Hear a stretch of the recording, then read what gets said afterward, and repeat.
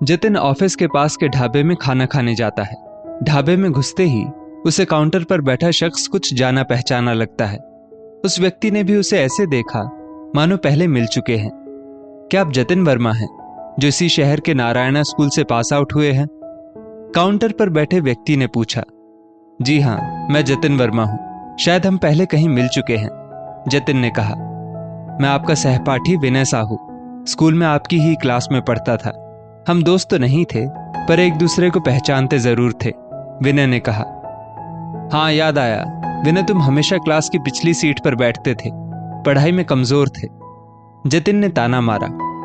हाँ, मैं वही विनय साहू हूं। काफी कोशिशों के बाद भी मेरा पढ़ाई में मन ही नहीं लगता था। मेरे माता पिता ने मुझे अच्छी पढ़ाई कराने में कोई कसर नहीं छोड़ी थी, लेकिन मेहनत करने के बाद भी मुझे सफलता हाथ नहीं लगी। जैसे तैसे सेकंड डिवीजन में बीकॉम करने के बाद मैंने अपना ये ढाबा खोल लिया। तुम शायद नहीं जानते, खाना खिलाने का मुझे बचपन से ही शौक था, विनय बोला। मैं अपनी पढ़ाई पूरी करने बड़े शहर चला गया था। वहां मुझे अच्छी नौकरी मिल गई थी।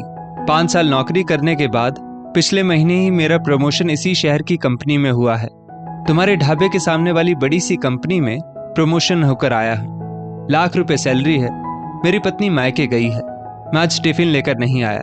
मैं बड़े होटल में लंच करना चाहता था, पर थोड़ी देर में ही मेरी एक मीटिंग है। आने जाने में समय बर्बाद ना हो, इसलिए मैंने इस ढाबे में खाना खाने का सोचा, जतिन ने थोड़ा एटीट्यूड दिखाते हुए कहा। हाँ, अच्छा किया, इसी बहाने मुलाकात हो गई, विनय ने अपनेपन से कहा। पर यहाँ खाने में स्वच्छता का ध्यान दिया जाता है कि नहीं, जतिन ने पूछा। मेरे ढाबे में आए मेहमान मेरे लिए भगवान समान है। मैं अपने ढाबे में स्वच्छता को प्राथमिकता देता हूँ। भोजन बनाने में लगने वाला सामान एकदम हाई क्वालिटी का मैं खुद लेकर आता हूँ, ताकि मेहमान संतुष्ट महसूस करें और अगली बार भी आना चाहें, विनय ने कहा। पर अगर मेरी तरह किसी कंपनी में अच्छी पोस्ट पर होते तो मोटी तनख्वाह पाते। वैसे कितना कमा लेते हो इस छोटे से ढाबे से, जतिन ने पूछा। इसी ढाबे से मैंने अपनी दोनों बहनों की शादी की। मेरा 2 मंजिला मकान है, जिसमें मैं अपने परिवार के साथ रहता हूँ। मेरी दोनों बेटियां शहर के बड़े अंग्रेजी मीडियम स्कूल में पढ़ती हैं। पिछले साल ही अपने माता पिता को चारों धाम की यात्रा करवाई। तभी ढाबे का स्टाफ आता है, कहता है, भैया जी, सब्जियां खत्म होने को है, मंगवा दीजिए। अरे, मैं बड़े बाजार से पहले ही ले आया हूँ, ये लो गाड़ी की चाबी, गाड़ी की डिक्की से निकाल लो सारी सब्जियां, विनय ने चाबी देते हुए कहा। जतिन ने उत्सुकतावश बाहर देखा तो बड़ी सी 4 व्हीलर से वो ढाबे का कर्मचारी ताजी सब्जियां उतार रहा था। इन 5 मिनट में जतिन ने गौर किया कि लगभग 3-4 ग्राहक खाने का बिल चुका चुके थे और 4-5 पार्सल की मांग आ चुकी थी। लगभग 3 से 4 हजार रुपए की कमाई हो चुकी थी। जतिन विनय को छोटा समझने की भूल कर बैठा था। जतिन तो आज भी किराए के मकान में रह रहा था। गाड़ी भी औसत दर्जे की ही थी, उसी में इतना घमंड कर रहा था। जतिन ने हिसाब लगाया, सारे खर्च निकाल कर भी विनय 2 लाख से 2.5 लाख महीना तो कमा ही लेता होगा। जतिन ने अपने लिए एक पंजाबी थाली मंगवाई।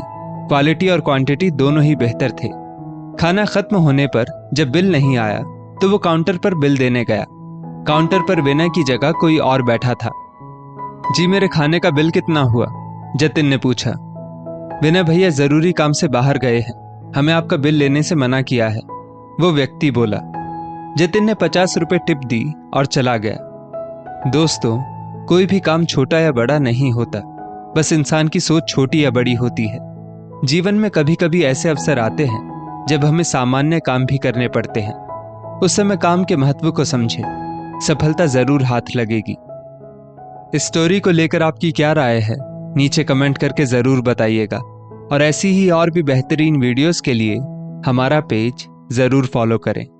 धन्यवाद।